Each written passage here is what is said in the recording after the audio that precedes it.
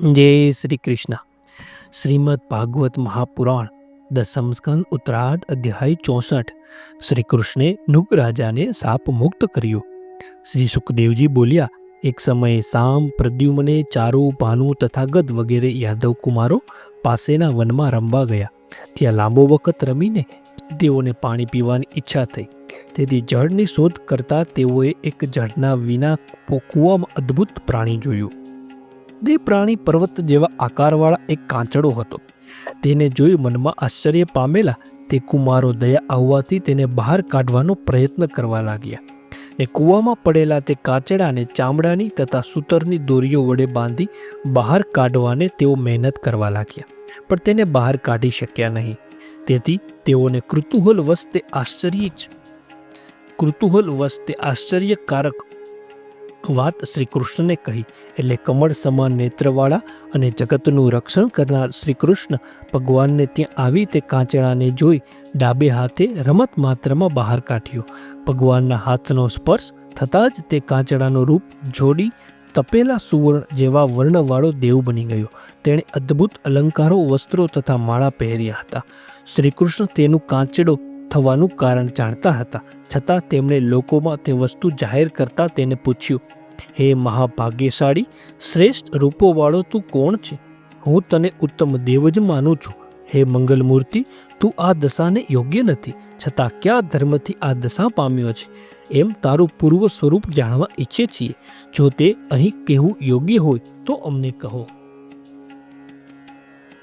શ્રી સુખદેવજી બોલ્યા, અનંત મૂર્તિ શ્રી કૃષ્ણ એ રીતે પૂછ્યું એટલે તે રાજા સૂર્ય સરખા તેજસ્વી મુકુટથી શ્રી કૃષ્ણને પ્રણામ કરી તેમને કહેવા લાગ્યો. નૃગ રાજા બોલ્યો, હે પ્રભુ, હું ઇક્ષ્વાકુનો પુત્ર નૃગ નામે રાજા છું. દાની પુરુષોમાં વર્ણન વખતે કદાચ હું આપને કાને પણ આવ્યો હોઈશ. હે નાથ, સર્વ પ્રાણીઓના બુદ્ધિના સાક્ષી અને કાળે નાશ ન કરેલી જ્ઞાન દ્રષ્ટિવાળા આપને શું અજાણ્યો છો? તો પણ આપની આજ્ઞા થઈ છે, તેથી મારું સ્વરૂપ હું કહું છું. પૃથ્વીની જેટલી રેતી છે, આકાશમાં જેટલા તારા છે અને વરસાદની જેટલી ધારા હોય છે તેટલું ગાયોના મેં દાન કર્યા છે. એ ગાયો પણ સામાન્ય નહીં, પરંતુ પુષ્કળ દૂધ દેનારી, જુહાન, શીલ રૂપ તથા ગુણ વડે યુક્ત કપિલા સુવર્ણના શિંગડાવાળી, ન્યાયથી મેળવેલી રૂપાની ખરીઓવાળી, વાછરડા સહિત અને વસ્ત્રો તથા માળાઓથી શણગારેલી ગાયો મેં આપી હતી.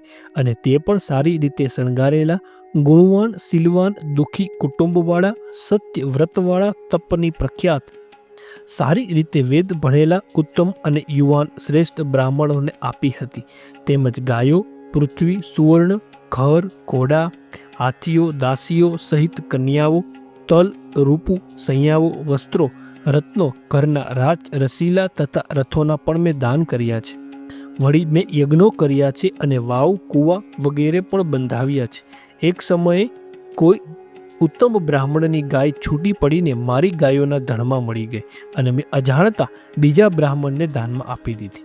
પછી એ બ્રાહ્મણ તે ગાયને લઈ જતો હતો, એટલામાં તે ગાયના માલિક બ્રાહ્મણે તે ગાયને જોઈ કહ્યું, આ ગાય તો મારી છે.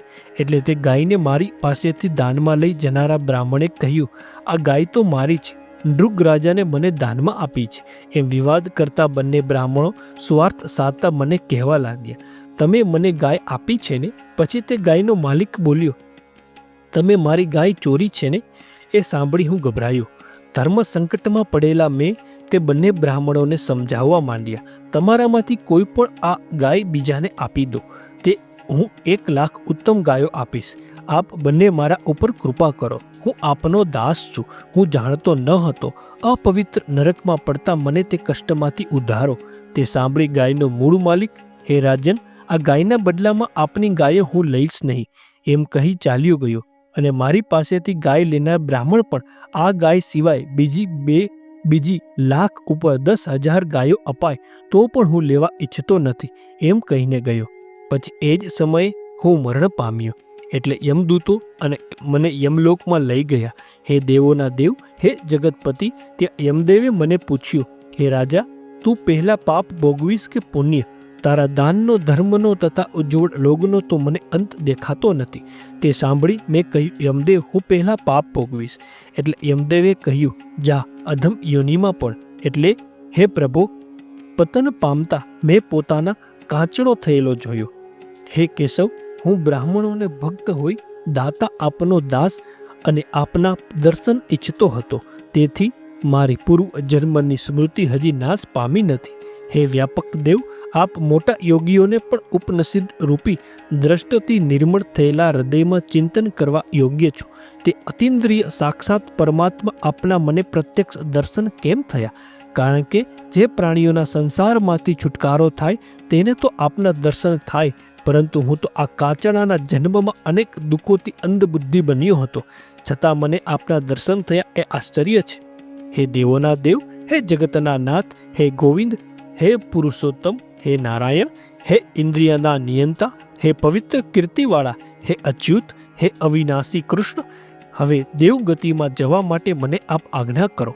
હે પ્રભુ, હું ગમે ત્યાં હોઉં પણ મારું જ્ઞાન કેવળ આપના ચરણમાં જ રહો, જેનાથી સર્વનો જન્મ થાય છે, જે કરતા છતાં અવિકારી છે, જેમની માયા શક્તિ અનંત છે અને જે ઇષ્ટ પૂર્તાદિ કર્મ રૂપી યોગોના ફળ આપનાર છે.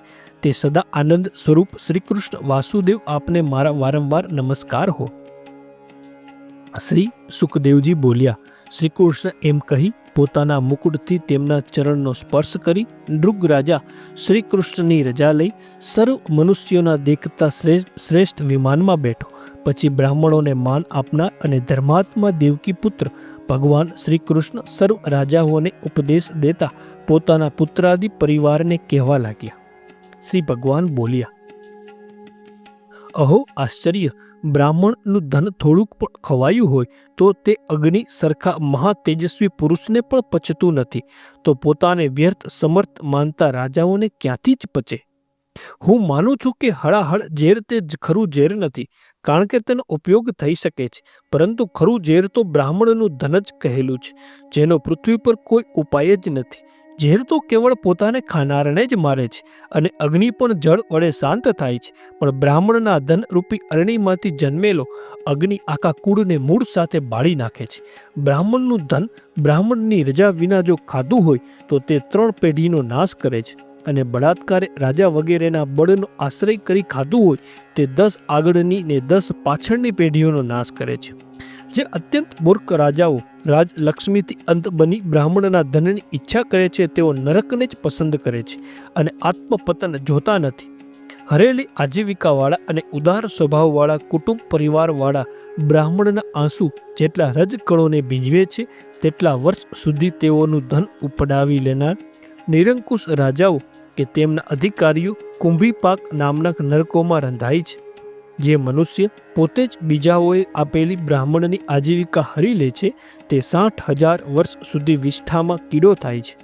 એથી હું તો એ જ ઈચ્છું છું કે બ્રાહ્મણોનું ધન કદી ભૂલથી પણ મારા ખજાનામાં ન આવે, કારણ કે બ્રાહ્મણના ધનની કેવળ ઈચ્છા કરવાથી પણ મનુષ્ય અલ્પ આયુષ્યવાળા થઈ શત્રુઓથી પરાજય પામે છે અને રાજ્યથી ભ્રષ્ટ થાય છે, તેમજ છેવટે સર્વને ત્રાસ આપનારા સર્પો થાય છે.